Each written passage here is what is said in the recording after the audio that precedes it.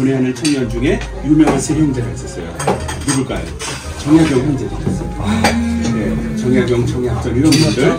그 다음에 권일진, 그 다음에 이벽 이런 분들이 모여가지고 명례방 공동체를 만들었어. 몇 년도에? 1784년도에.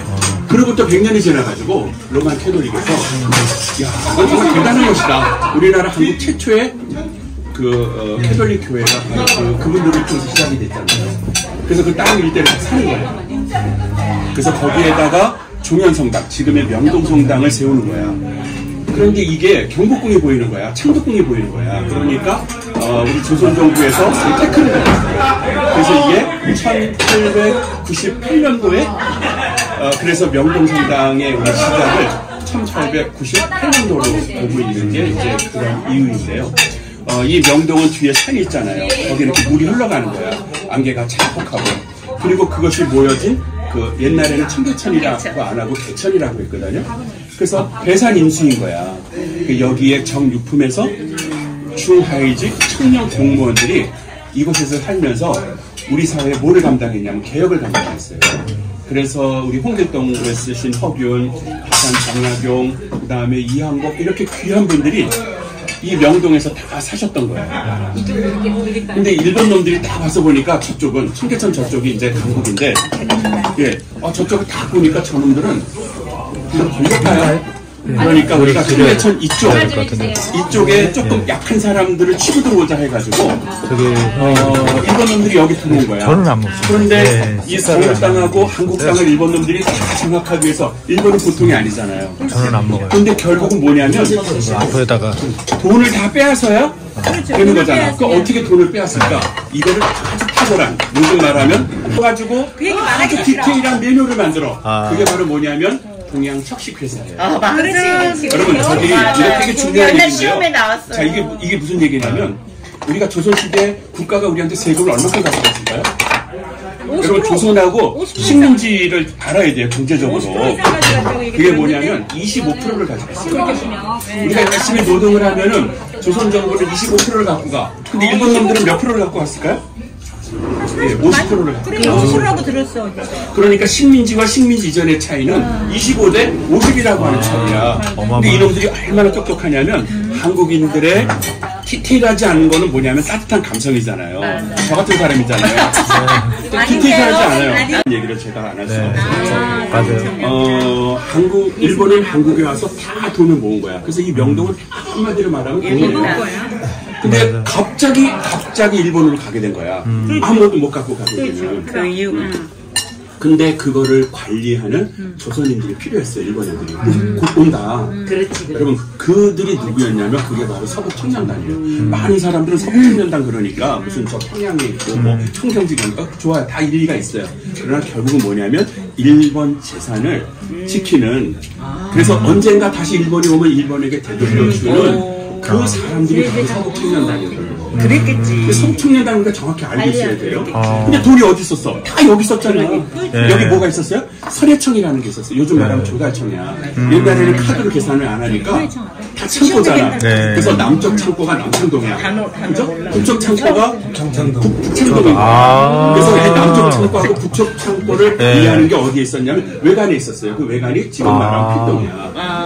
그래서 조선총독부가 많은 분들은 광화문에 있다고 생각해. 아니고, 그건 1920, 이후도 1926년 이전까지는 조선총독부가 지금 한국의 집, 한옥마을에 거기서 있었던 거잖아요. 그래서 이놈들이 바로 그것을 관리하는 놈들이었고, 그 다음에 이곳 명동 땅은 땅들이 다 조그맸어. 30평에서 많아야 50평. 조그맣한 거예요. 여러분, 이 땅 주인들이 누군지 아세요? 제가 이거를 조사를 했다니까요. 누구예요? 이 땅이 누구냐면 소위 낭랑클럽이 다 갖게 된 거예요. 낭랑클럽. 이승만이 미군정이 시작을 보니 자기가 독재를 하고 실력이 없고 자기 주변에 다 침입하니까 미 군정청 고급 장교 150명한테 잘 보이면은 내가 이 나라를 계속 먹을 수 있다고 생각을 한 거야. 근데 그 150명 그 미군 장교들이 한국에 오면 외롭잖아. 그리고 걔네들은 동양 여자가 아주 신비하고 서양 여자하고 다른 그 매력이 있어요. 동양 여자들의 그 아름다운 매력이 있대요. 그래서 어떻게 했냐면 김한란이라는 여성한테 이화여대 김한란이라는 여성한테 주식하라. 150명 그러시죠? 70만 단위 학교였어요. 150명 아 그러셨어요? 여자를 만드는데 아. 조건이 뭐냐? 조건이 뭐냐? 아 저희 그 다음에 체중 궁금하지? 예. 체중 궁금하지 않아? 예. 궁금하지? 150명 여자의 조건이 뭐냐? 결혼한 여자야 되는 거야. 결혼하는 게 어? 결혼한 여자. 결혼 안 하는 게 아니고 왜 안 되냐? 결혼 안 한 여자는 네. 이분들이 가까이하려고 그러면 안 돼요. 저 언제 아. 나는 그래서 할 때는 그럴 그랬는데 수가 없는 거야. 아. 할 때는 그랬는데 그래서 결혼한 여자여야 되는 거야. 감이 없어 감이 없어. 두 번째 뭐가 돼야 돼? 언어가 통해야 돼. 영어. 그러니까 아. 이화여대 영문과 학생들이 주특기신 거야. 그래서 이화여대 영문과 학생들이 60%, 이화여대 저쪽 친구들이 합쳐서 80%, 그 다음에 숙대 여학생들 이렇게 해가지고 150명의 여자들 클럽이 만들어지는데 그 클럽의 총재가 김한란이고요. 그 클럽의 회장이라는 건 구체적으로 막 조직하는 거야. 오늘 이런 모임에 막 조직하는 거야. 이런 저네요. 당시 있었으면 가능했네요. 네, 저희 이렇게 조직을 하는 사람의 대표가 누구였냐면 모윤숙이라는 여자예요. 아. 모윤숙. 그죠? 그래서 이 김한란과 모윤숙, 이승만 이렇게 해가지고 150명의 미국 장교 중에서 똑똑하고 이런 사람들하고 엔조이를 했어. 엔조이를 했으니까 고맙잖아. 근데 이게 지금 다 누구 땅이야? 여러분 이 중구가 중구에 우리 1936년도에 우리 서울의 인구가 40만 명이었는데 그 중에 1936년도 조사를 해보니까 12만 명이 일본인인 거예요. 그 중에 청계천 이쪽에 중구인데 무려 80%가 80에서 90%가 다 일본인인 거예요. 근데 일본인이 갔잖아. 이게 다 무주공산이 된 거야. 그렇죠. 이 무주공산이 됐는데 얘네들이 다 명동 땅을 갖길 원한 거야. 왜? 여기가 다 돈줄이니까. 그래서 그 30평, 50평 이렇게 해가지고 그 150명한테 이 명동 땅을 준 거예요. 근데 그들이 바로 지금 이 명동의 주인들인 거예요. 아, 그래요? 150명. 손주가 이렇게 지금 이어져 가고 있는 거야. 그렇죠. 그러니까 빨리 미국에 편입을 했고 빨리 중국에 편입을 하면서 원래 정육품에서부터 개혁적인 이 조선의 선비들 소위 우리 딸깍발이라고 하는 세력들이 밀려나고 이렇게 변절된 세력들이 들어와가지고 이 명동을 장악을 하게 된 거예요. 아니 이런 와. 꿈꾸고 왔다가 명동 이 시대 민족의 문제를 가지고 고민하는 분이 있지 않았겠어요? 네. 가장 대표적인 분이 이제 김수영이라는 김수영이죠. 분이시고요. 그런데 바로 그런 분들이 잘 자랄 수 있도록 태양이 된 위대한 인물 하나가 나오는데 바로 그분이 김동글이라는 사람이에요. 근데 이 김동글이라는 사람이 6.25 전쟁 때 돈을 벌었어. 근데 이거는 내가 민족의 피를 팔아서 돈을 벌었는데 나는 이 민족의 새로운 헌혈을 해야 되겠다. 이러면서 당시에 그 우리 우리 그때는 뭐라 그랬냐면은 지금 명동 예술극장 있잖아요. 네. 그분이 이해랑 선생이었는데 그분을 찾아와서 내가 이 명동을 위해서 무엇을 해야 될까요? 했더니 가난한 문인들을 구하라. 이래서 이분이 1층에는 카페를 만들어요. 문인들이 차를 마실 수 있도록. 그리고 2층에는 그분들이 작업을 할 수 있는 공간을 만들어. 그리고 3층에는 그분들이 모일 수 있는 공간을 만들어. 그 모임이 바로 동방살롱이라는 거예요. 그래서 이 동방살롱하고 이 문예살롱이 라이벌이 되는 거야. 명동에 이렇게 엄청난 두 계보가 그래서 이 동방살롱이 있었기 때문에 오늘 우리가 교과서에서 말하는 그 수많은 문인들이 탄생이 된 거예요. 이게 요즘으로 말하면 쉽게 말하면 이게 메세나죠. 그죠? 돈을 벌어서 어려운 사람에게 나눠주는. 근데 안타깝게 그분이 제가 태어난 1956년 밤섬에서 문인들을 위한 그 배를 타고 여행을 하다가 배가 전복이 돼요. 그래서 그분이 돌아가세요. 그리고 제가 그에 태어났어요. 제가 왜 이 얘기를 드리냐면 저는 운명적으로 그분들을 기억하고 그걸 이어가야 된다는 생각을 가지고 있는 거예요. 그렇구나. 반갑습니다. 여기에 보면 동방 살롱이라고 있어요. 네. 그냥 최불암 선생이 얘기한 동방 살롱은 하지만 우리가 글자 하나, 예, 글자 하나의 속에 엄청난 에너지가 있는 거예요. 그래서 그 동방 살롱이 있었기에 오늘의 한국 문화가 존재할 수 있었고, 그 동방 살롱 그 건물이 감사하게 아직도 생존하고 있어요. 여기 아니에요? 그게 아니고요. 하동관이라고 있어요. 저쪽에. 하동관. 예, 곰국 유명하잖아요. 그 옆집 닭갈비가 있는데 그게 좋아해요, 저기 동방 살롱이에요. 왜 나는 아웃테이를 했으니까. 그러나 사실은 이런 것들을 저는 많은 문인들이나 예술인들이 그것을 잡아서 만약에 오늘날 그때 우리가 그 역할을 못했다면 그런 생각을 하면서 해야 되지 않을까. 그래서 저는 이번 명동에서 미안해요. 이렇게 칼국수 명동 최초, 우리나라 최초로 라이브 공간을 만드는 거야. 그게 바로 오비스 캐빈. 오비스 캐빈이라는 말이잖아요. 지금도 있어. 거기에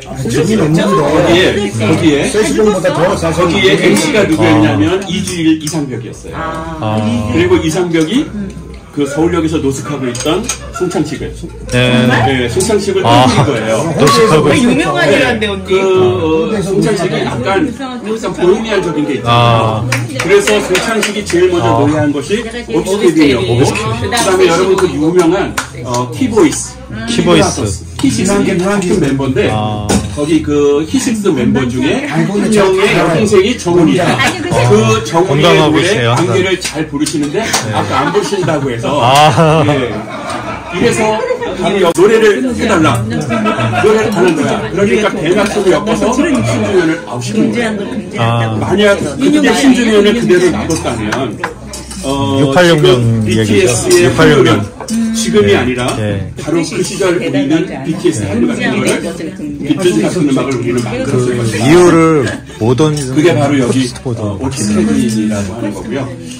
제가 만약에 혹 기회가 된다면 오비스 캐빈을 부활시켰으면 좋겠다.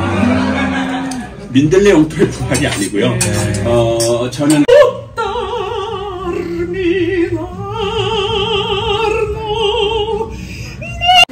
그리고 오비스 캐빈. 시집가는 한 5억 되는데요. 그죠? 80년대 엄청 넓은 것 같았어. 그가 언제라고요? 작았을 때?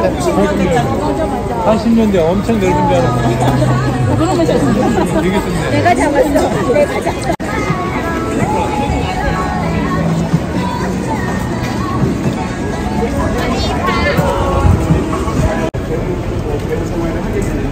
어머니가 그 자식을 위해서 주점을 열었어요. 여기가 은성 주점이 있었던. 그래서 명동의 백작들은 이곳에서 술들을 많이 마셨죠. 근데 너무 외상이 많아가지고 결국 그 문을 잡게 된 거야. 그래서 최불암이 뭔가 그렇게 고생했는데 그래서 장부를 딱 뒤지니까 전부 암호화되어 있는 거야. 그 작가들을 보호해주지.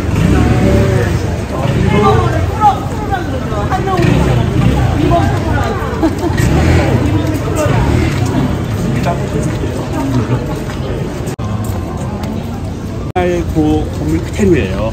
아웃테리어를 한 거예요. 그래서 그 아웃테리어에서 색깔이 보이지만 원래는 옛날 인테리어 반대 아웃테리어. 그 갖고 있고요.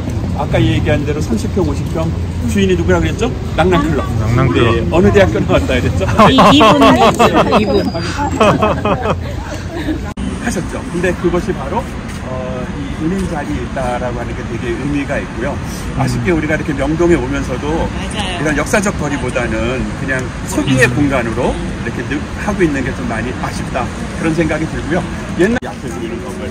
그래서 건축가 김수근 씨의 건축 작품이에요, 저게. 모양이 좀 그렇잖아요. 네. 그리고 이제 저희들 아까 얘기한 동방사롱을 해서 이재명 열사를 가도록 하겠습니다. 네. 그 명동에 이쪽으로 보세요. 명동에 그 부자들인 그 문해산업하고 달리 가난한 청년 예술인들, 그중에는 시인, 배우, 그분들을 위해서 동방사롱이 제가 아까 만들어놨다고 했잖아요. 예, 김동근이라는 사람이 이 건물 그대로예요. 이제 우리가 외관만 한 것을 아웃테리어라고 하거든요. 그래서 이 형태가 그대로 있었고요. 여기가 바로 카페였고 2층이 작업실, 3층이 커뮤니티였어요.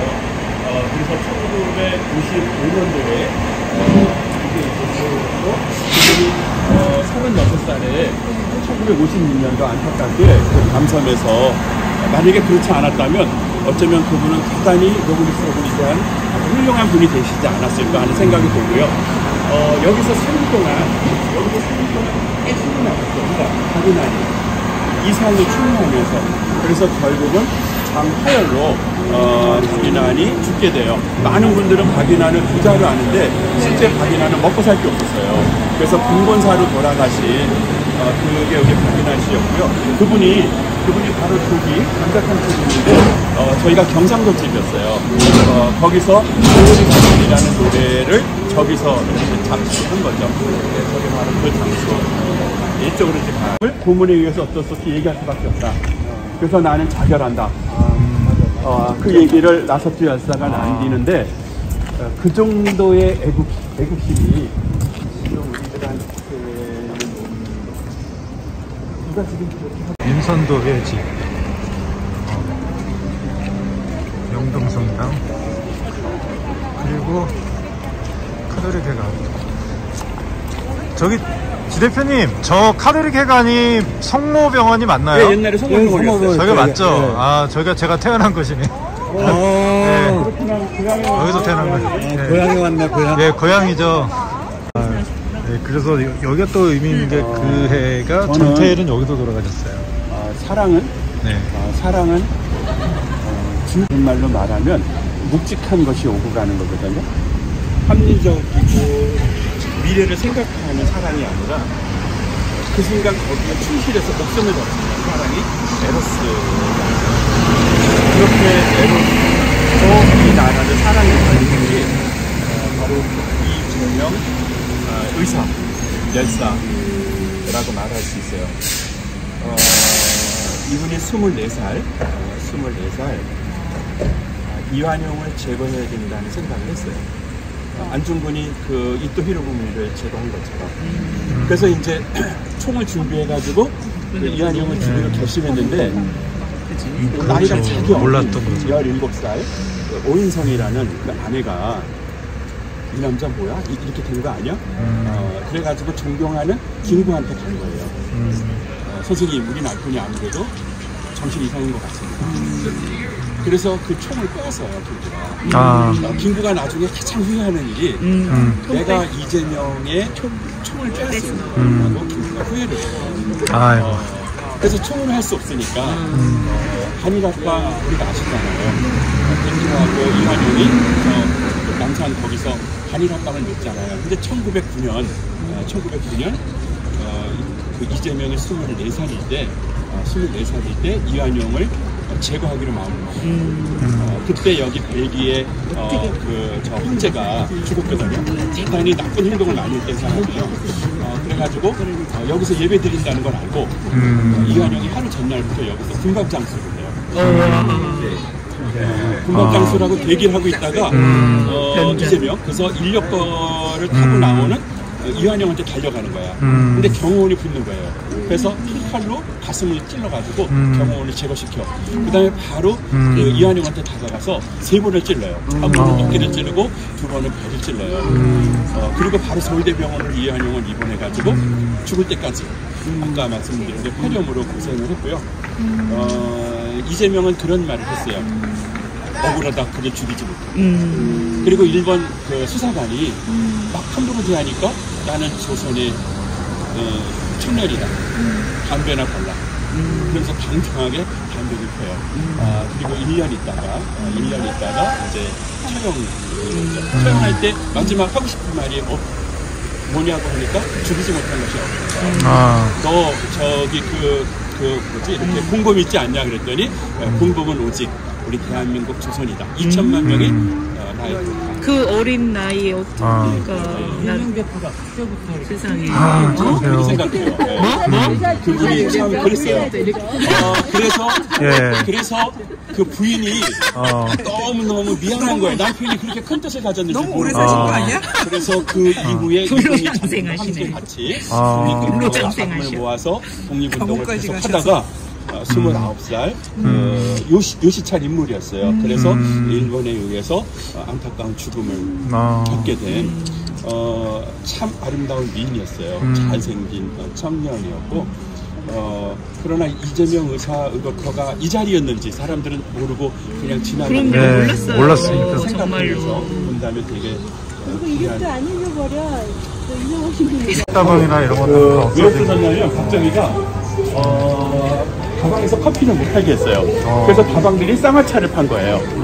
왜냐하면 국산품 애용이라는 그러니까 돌체 사장이 아들은 저 의대를 나오고 있거든요. 돌체 사장이 기분 나빠서는 안 해. 그래서 다방을 그만두셨어요. 돌체가 있던 자리고요. 이쪽이 돌체가 있던 자리. 돌체가 몇 번 옮겼어요. 이쪽으로 갔다 이쪽으로 갔는데 엄청 오래 살아가지고. 네. 이렇게 여유와 수표라고 하는 게 얼마나 중요한데 88년. 아, 그러면 전 가는 길을 이게 이제 혼밥지였고 충무로였는데 2010년에 이 길을 명동길이라고 이름을 줬어요. 근데 우리가 영화계 충무로 그랬을 때 바로 그게 이 길이었어요. 그럼 저 건너편 저 태계를 없었어요. 태계는 그냥 사람들이 바로 기하기 길이었어요. 저게 이제 없어지고 길을 이게 저렇게 역사적으로 되게 중요한 길이었고 저 자리가 바로 저 자리가 이쪽으로 해서 가는 거 태극당. 가장 큰 백화점을 만들어 크리스포시라고 그 백화점을 만드는데 그것이 1945년 이후에 미 군정청이 인수를 하면서 미8군 PX가 되는 거예요. 동아백화점. 거기에 이제 우리 박안석 박수근이 거기서 이렇게 막 만나는 얘기들도 많이 있고 그리고 이제 저것이 신세계백화점 삼성이 저걸 했잖아요. 최근에 작년부터가 이제 본격적으로 그 미디어 파사드라고 해가지고 100억을 들여서 하고 있는데 엄청나게 많은 분들이 보고 있고 상당히 재미있어요. 좀 아쉬운 거는 그냥 크리스마스 분위기를 좀 띄우는 근데 저거하고 라이벌을 이루는 아주 멋있는 명동의 빛이 시작이 돼요. 그 장소를 이제 저희들 가는 거예요. 와, 전시회. 여기서 하나 찍어야 됩니다. 보시고 저한테 전화 주셨고요.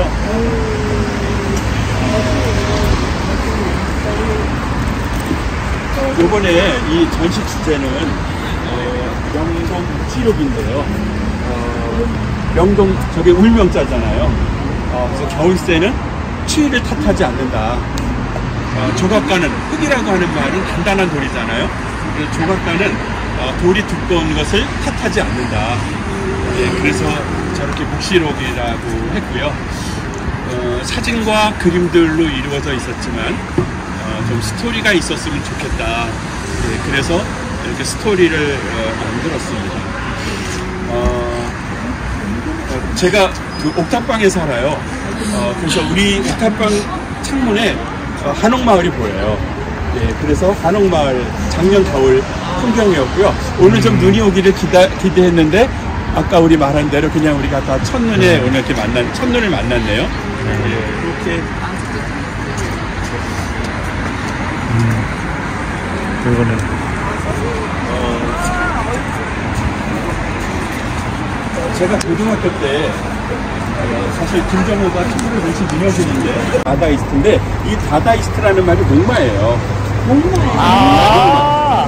예, 목마인데 이분이 그러니까 이분이 36살 그때 돌아가실 때 그러니까 이 목마라고 하는 개념이 그래서 제가 밟으면 더 푸르게 섰고 꺾으면 파랗게 피는 들꽃의 뜰로 그래서 이제 10월, 11월 이렇게 했는데 요번에 이렇게 저희 여러분들하고 함께 같이 오늘 이 길을 걸은 거예요. 이 모임이 무슨 모임이냐? 오늘 요 모임이었고요.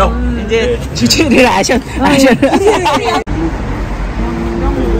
여기가 이제 우리 마지막 원래 지명 발병명의 그냥 동자, 지역 동자. 예, 예. 이쪽으로. 우리는 어릴 때 1월동 네네. 여기를? 요즘 명상은 뭐 날일자, 달월자잖아요. 잔잔하게 이렇게 던져주는 거잖아요. 그래서 이러자 그러는 게 아니라 그냥 이렇게 소박한 글들이 명상이라 좀 이런 명상들을 좀 많이 좀 쓰고 싶다는 생각이.